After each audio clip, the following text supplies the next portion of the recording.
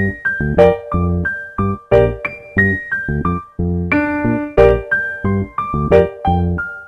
are 1 billion people in the world who are not able to pick up a glass of water and drink a glass of clean, potable water.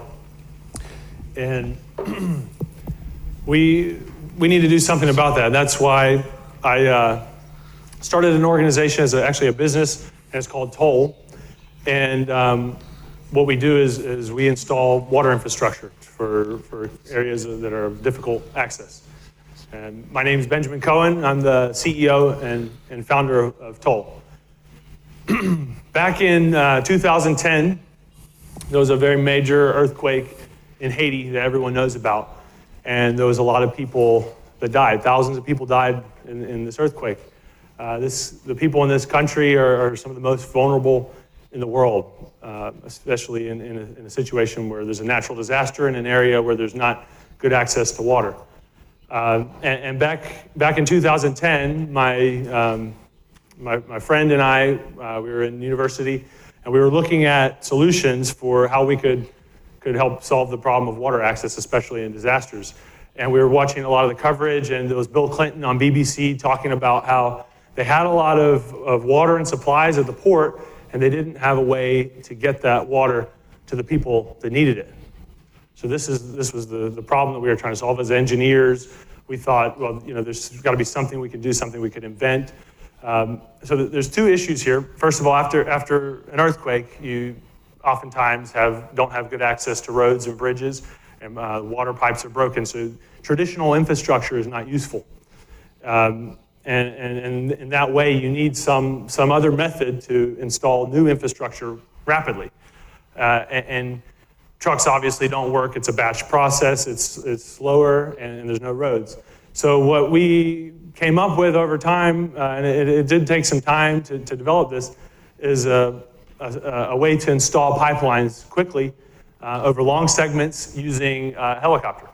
And what we do is we have these large spools of piping, several, sometimes 2 meters in width, meter in diameter, even larger.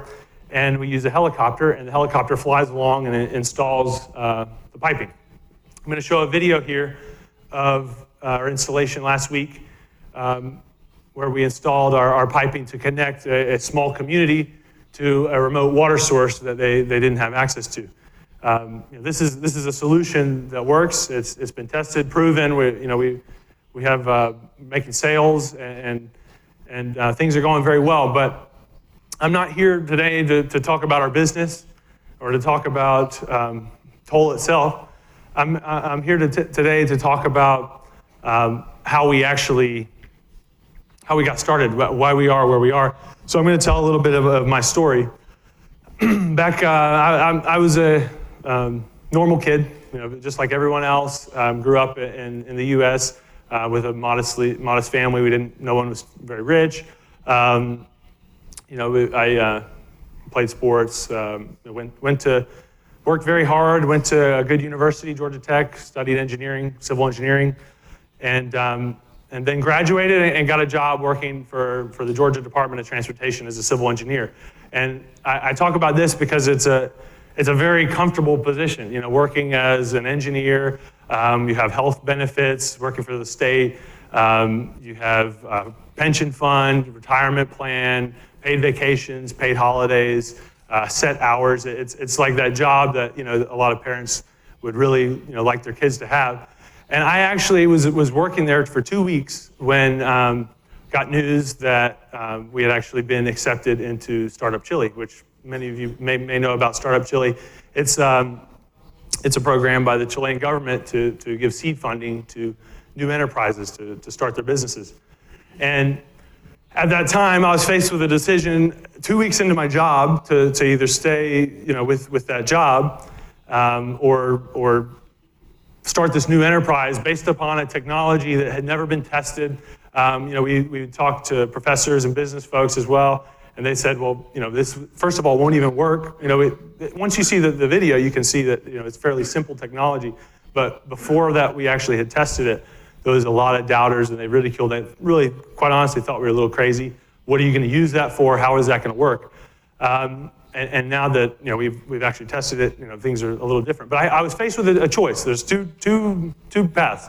One is the normal path where you can stay in that job, stay in that comfortable position as an engineer, paid well, comfortable, or make that decision to follow what you're really passionate about. And what I'm passionate about is human beings, human life, folks that there's like I said, there's still 1 billion people without water, and that really means something to me to be able to try to do something to have a solution to that problem in some way. And so I made the decision to go follow that path, and to decide to do that it was difficult, and I decided that that it was a turning point. And once you make that decision, you can't go back. There's a phrase, crossing the Rubicon. This, I don't know who else is familiar with that, but it's basically when you make a step and you don't turn back.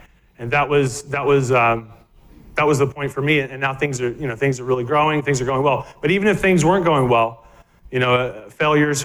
We've had failures. We have failures. Last week we had some problems with our installation, et cetera. But you're always going to have failures. You're always going to have difficulties, and you just push through those.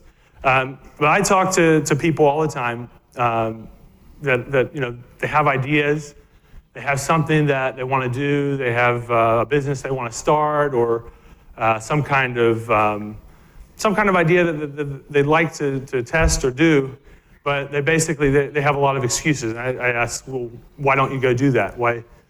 What's stopping you? And they basically they say, well, I'm waiting for this, or I'm waiting for that. I'm waiting for money. I'm working on the plan right now, or until this point in my life when this has happened. The point is that there comes a place where you just have to cross that line and make the decision to do something. And I'm here today, talking to you folks, and because I made the decision to follow my dream back almost a little over 1.5 years ago, there are folks now that have access to water that didn't previously.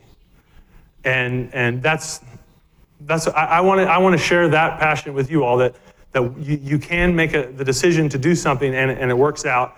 And I really challenge everyone who is thinking about something, kind of riding the fence or trying to decide if that's what they're going to do. I really challenge you today and to step out and to do that so that you can have the same kind of gratification that I have. So thanks so much for your time, and best of luck.